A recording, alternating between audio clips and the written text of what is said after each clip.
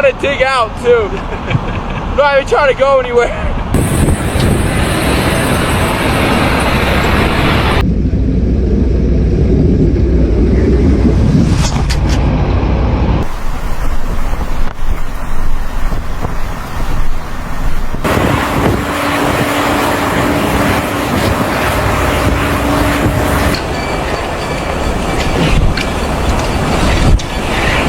What's going on out here? This storm wasn't supposed to hit like this, at least not today. But by late morning, western Indiana was buried under a sudden wall of blowing snow, turning Interstate 70 into a frozen war zone. In just minutes, the Thanksgiving rush was caught off guard by a storm that seemed to appear out of thin air. Drivers who thought they had time to get ahead of the weather found themselves sliding across hidden black ice with zero control. Cars spun out, semis jackknifed, windows shattered, and in a matter of seconds, a massive chain reaction crash exploded just 10 miles outside Terre Haute.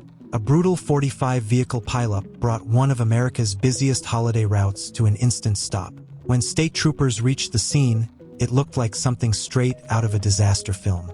Cars and trucks packed together from front to back, some pushed deep into snow-choked ditches, others crushed and frozen where they landed. Snow blasted across the wreckage like desert sand in a whiteout. Temperatures plunged fast, wind chills dropped into the teens, and visibility shrank to only a few dozen feet. Tonight, Indiana isn't just dealing with a winter storm. It's facing one of the most dangerous Thanksgiving travel days the state has seen in years. Stay with us, because what happened on I-70 was just the start of a long night of winter chaos. It all began with a single car losing control. One slip, one slide, one split second where the driver realized the road beneath them had turned into invisible ice. Just past mile marker 15, about 10 miles west of Terre Haute, that one mistake triggered a chain reaction no one could stop. Traffic was packed, like it always is during Thanksgiving week. People were driving faster than they should have been, ignoring the warning signs and trusting the roads a little too much. So when that first car spun out, the drivers behind had no time to react. No traction, no visibility, and nowhere to go. What happened next looked like a giant domino crash. A sedan plowed into a pickup. A delivery van slammed straight into the back of an SUV. A semi lost control and slid sideways across two lanes. Each collision hit harder than the last. At first, state police guessed there were maybe 20 or 30 vehicles involved. But as troopers pushed deeper into the blowing snow, their radios kept lighting up. More cars behind the first pileup. Another crash further west. By the time the dust, snow, settled, the total had climbed to 45 vehicles scattered across the interstate like debris from a winter disaster movie. Some cars were crushed right in the middle of the highway. Others had been shoved off into the snowy shoulder, their hazard lights flickering through the storm like weak beacons. Fire crews went car to car, searching for anyone trapped. Paramedics treated injured drivers on the side of the road as snow piled onto their coats. It was cold, chaotic, and almost surreal, and somehow, despite the violence of it all, no one lost their life. Dozens were injured, some lightly, some more seriously, but everyone survived. Many were left stranded, shaken, or standing beside vehicles that wouldn't even start in the bitter cold. On a day meant for travel, warmth, and family, westbound I-70 turned into a harsh reminder. When winter takes over the road, even the most experienced drivers can lose control in seconds. The storm didn't slam in all at once. It slipped in quietly, almost like it was trying to catch everyone off guard. Around 10 a.m., a few soft snowflakes drifted over western Indiana. They were so light that most drivers barely gave them a second thought. But within an hour, those gentle flakes turned into a thick, merciless wall of snow. Visibility dropped fast. The pavement went from normal to dangerously slick in minutes. And then came the one thing every Midwestern driver fears the most: black ice. You can't see it, you can't predict it, and by the time you realize it's there, it's already too late. Just as Thanksgiving traffic started to build, the storm hit full force. Heavy snow pounded the interstate, and wind gusts jumped to around 35 miles per hour, blowing the powder across the road like smoke drifting across a battlefield. Drivers said it felt like being trapped inside a snow globe that someone was shaking as hard as they could. Headlights vanished into the whiteout, brake lights smeared into red blurs, and even slowing down didn't offer much control. Everyone on the road was fighting a battle they couldn't win. Road crews tried their best to keep lanes open, but the storm was moving too fast. Plow trucks couldn't keep up. As soon as they cleared a stretch of pavement, fresh snow covered it right back up. Salt barely had a chance to melt anything on the freezing surface. Tires just spun, searching for traction that wasn't there. Every minute, the conditions got worse. By early afternoon, Indiana's highways had fully turned into icy, unpredictable runways. Even drivers who'd spent their whole lives dealing with Midwest winters were sliding across lanes like they were on glass. State troopers stayed on the radio nonstop, reporting near-zero visibility, frozen roads, and car after car stuck off the shoulder. At that point, it was no longer just a snowstorm. It had become a full-on winter siege. Blinding snow, plunging temperatures, and a layer of invisible ice worked together to create the perfect recipe for chaos. And just like that, I-70 became the first major victim of a storm that was only getting started. What unfolded on that highway was only the warning shot. As the system tightened its grip across Indiana, reports of new crashes started coming in from almost every direction. County after county slipped into chaos, each facing its own version of the same nightmare.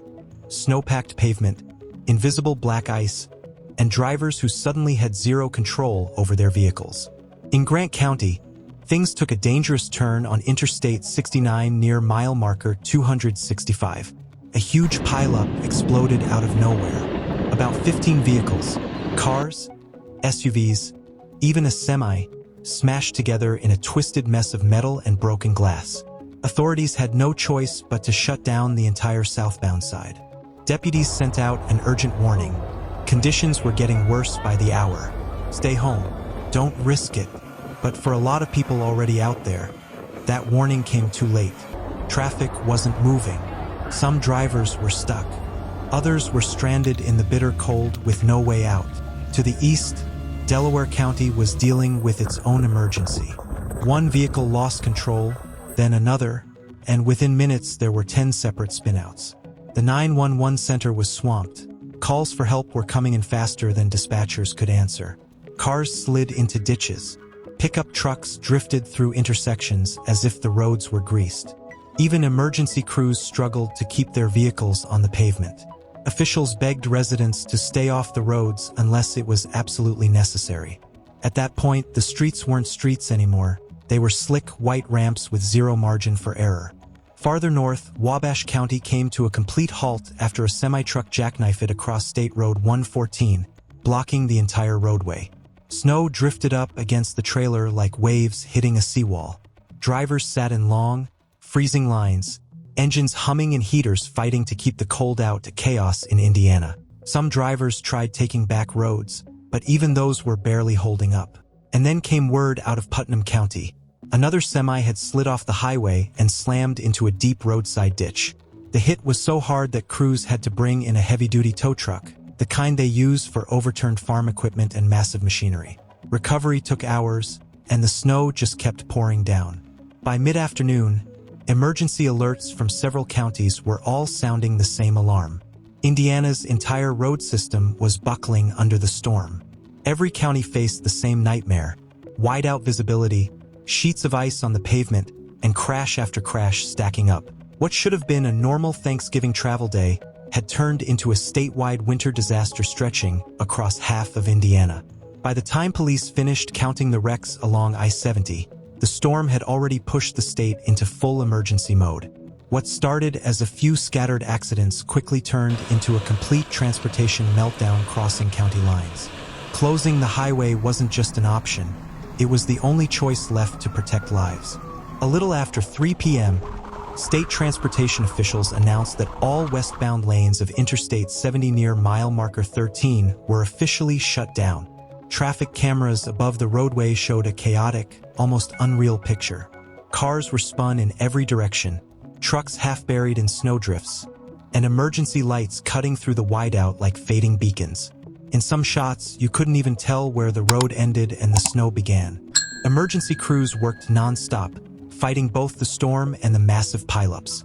Firefighters pushed through knee-deep snow to reach people trapped in their vehicles. Police officers tried to move what little traffic remained, steering drivers away from danger before conditions got even worse. The scene was chaotic. Paramedics moved quickly between stranded vehicles, fighting against wind gusts that cut right through their gear. Tow trucks were stacked along the shoulder, waiting for the signal to enter the crash zone. Some cars were buried so deep in snowbanks that crews had to dig them out before they could even start pulling them free. Others were jammed tight between vehicles, forcing rescuers to work slowly and carefully just to avoid causing more damage.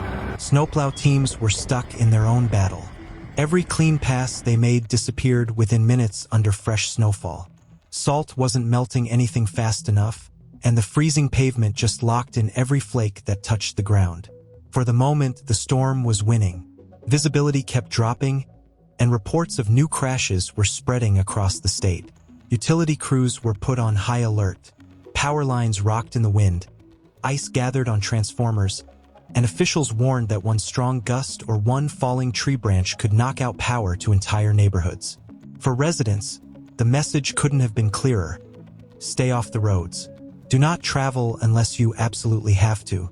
Conditions were simply too dangerous. And this wasn't just a single accident anymore. This was a multi-county winter emergency that was growing by the hour. As daylight faded, meteorologists across Indiana delivered the update no one wanted to hear. The storm was only halfway done. Even though the snow had eased a bit over the Indianapolis area earlier in the day, radar showed a much larger and colder second wave building to the west, aimed straight at the center of the state.